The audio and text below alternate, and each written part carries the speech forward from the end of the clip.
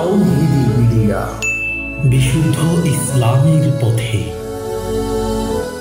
আমার জানার বিষয় হলো, ইউটিউবে অনেক সময় মেয়েদের অ্যাড দেখায়, সেই ক্ষেত্রে আমার করণীয় কি? তাহলে আমাকে ইউটিউবে ভিডিও দেখা বন্ধ করে দিতে হবে না বন্ধ করতে হবে না? যথাসাধ্য বেঁচে থাকবেন। যেই সব চ্যানেলগুলিতে আপনার ডলার অপশন নেই সেগুলিতে সাধারণত অ্যাড আসে না, এখন শুনছি নাকি ওগুলো তো জবরদস্তি ইউটিউব কোম্পানি দিচ্ছে, কিন্তু আলহামদুলিল্লাহ এখন পর্যন্ত দেখিনি। আমার যেমন অফিসিয়াল চ্যানেল আছে এটাতে দেখিনি। বাকি যেই চ্যানেলগুলি আমার বক্তব্যতে ভরা কিন্তু তারা ডলার ইনকাম করছে, আল্লাহ তাদের হেদায়েত দান করে, যার ফলে যখন ডলার নেবে তো আমাদের অ্যাডগুলোর মাধ্যমে ইনকাম হচ্ছে, অ্যাড দিতে হবে।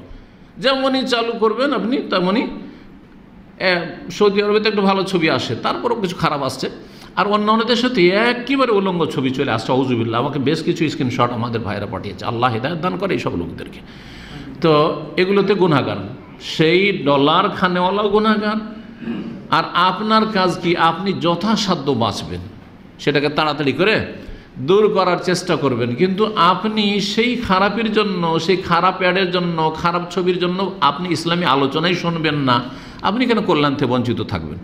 এই ক্ষেত্রে কোরআনে কারিমের সূরা তাগাবনের আয়াতুল আমল, ফাত্তাকুল্লাহ মাস্তাতাতু, যথাসাধ্য আল্লাহকে ভয় করো, যথাসাধ্য যতটুকু পারো আল্লাহকে ভয় করো। এইটা ঠিক ওই রকমই যেমন কেউ যদি বলে যে শেখ কি করব, আজকাল তো মহিলারা তো চেহারা খুলে ঘুরে বেড়াচ্ছে, আর দেশের অবস্থা তো বলতে হবে, চেহারার সাথে পেট পিঠ খোলা আর মাথার চুল খোলা, সব খোলা, বুকের উপর একটু ওড়না পর্যন্ত নাই। তখন কী করবো? তাহলে কি বাড়ি থেকে বেরোবো না নাকি? কি বলবেন? খবরদার বাড়ি থেকে বেরোয় না, কারণ বাড়ি থেকে বেরোলে মহিলা সামনে পড়বে, তাই নাকি? হ্যাঁ, সারা পৃথিবীতে চলতে পারবেন না এক পা তাহলে। সুতরাং ফাত্তাকুল্লাহ মাস্তাতাতু, যথাসাধ্য আল্লাহ ভয় করো। নিচে আল্লাহ কি বলেছেন?